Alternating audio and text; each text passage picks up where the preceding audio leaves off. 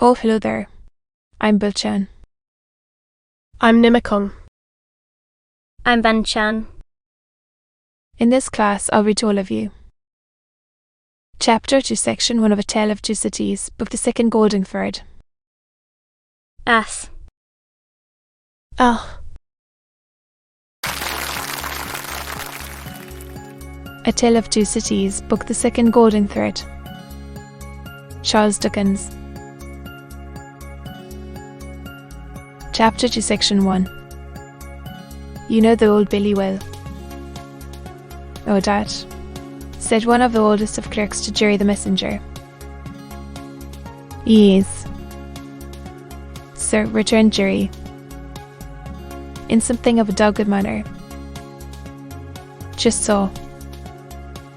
And you know, mister, I know, mister, Laurie. Though, much better than I know the Bailey. Much better, said Jerry, not unlike a reluctant witness at the establishment in question. Than I, as honest tradesman. Very well. Find the doorway the witness is going, and show the doorkeeper this note from Mr. or into the court. Mr. Cruncher's eyes seemed to get a little closer to one another, and turned to change the inquiry. Am I to wait in the court? Sir, he asked, as the result of that conference. I am going to tell you. The doorkeeper will pass the note to Mr. Laurie. And do you make any gesture that will attract Mr. Laurie's attention, and show him where you stand. Then what you have to do. Is that all? That's all. He wishes to have a messenger at hand. As the ancient clerk deliberately folded and superscribed the note. Mr. Cruncher. After surveying him in silence until he came to the blotting paper stage, remarked, That's quartering, said Jerry. It is the law, remarked the ancient clerk, turning his surprised spectacles upon him. It's hard in the law to spile a man. I think it's hard enough to kill him, but it's very hard to spile him. Not at all, retained the ancient clerk. Speak well of the law.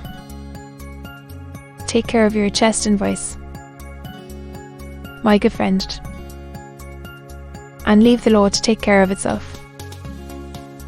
It's the tempt. Fail.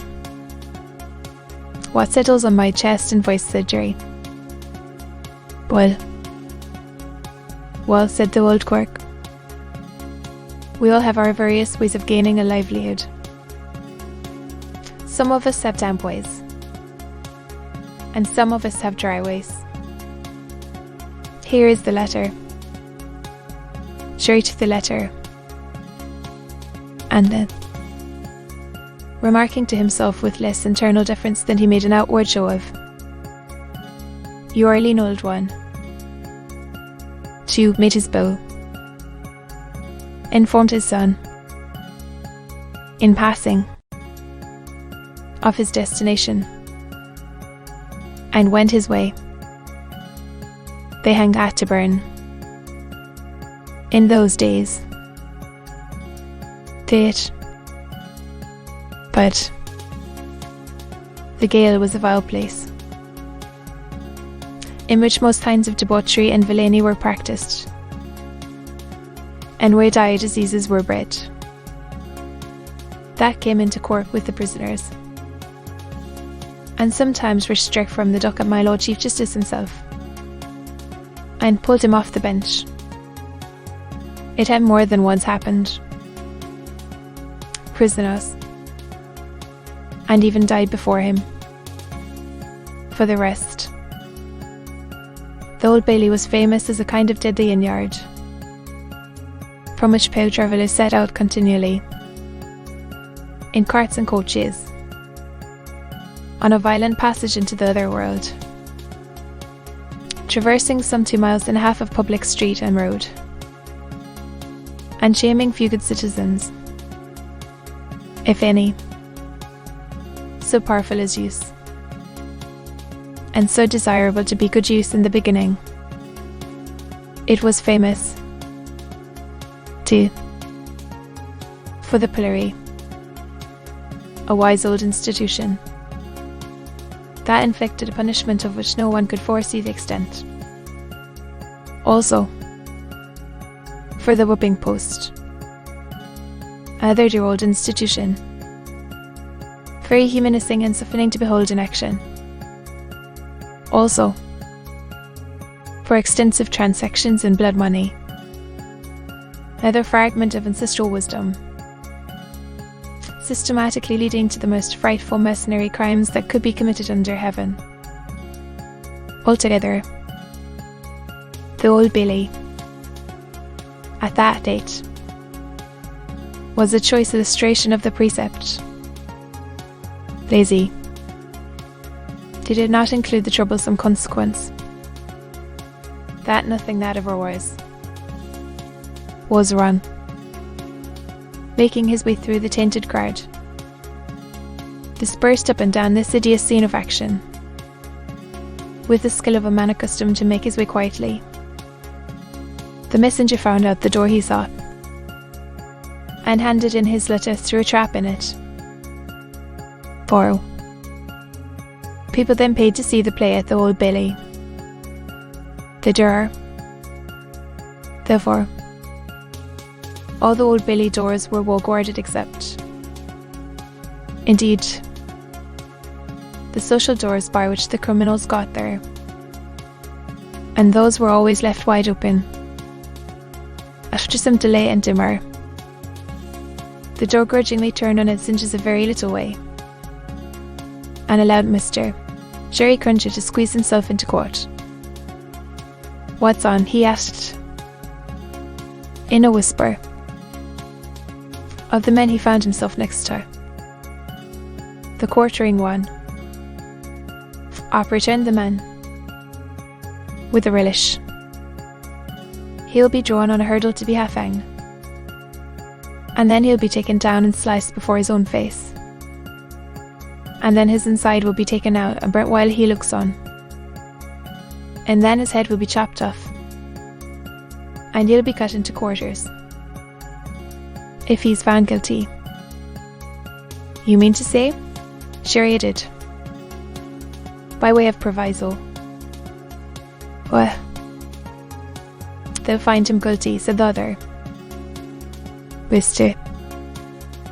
Cruncher's attention was diverted to the doorkeeper, whom he saw making his way to Mr. Borey, with the note in his hand. Mr. Borey sat at a table, among the gentlemen in wigs, not far from a Whig gentleman, the prisoner's counsel, who had a great bundle of papers before him, and nearly opposite another Whig gentleman with his hands in his pockets, whose whole attention, when Mr. Cruncher looked at him then or afterwards, seemed to be concentrated on the ceiling of the court. After some gruff coughing and rubbing of his chin and signing with his hand, Jerry attracted the notice of Mr.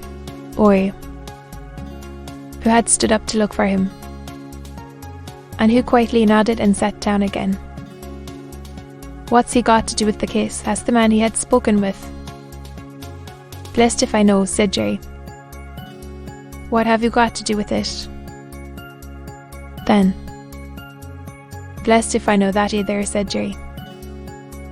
The entrance of the judge, and a consequent great stir and settling down in the court, stopped the dialogue. Presently, the dock became the central point of interest. To Galas, who had been standing there, went out,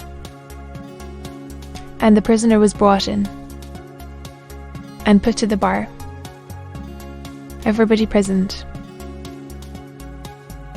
To be continued.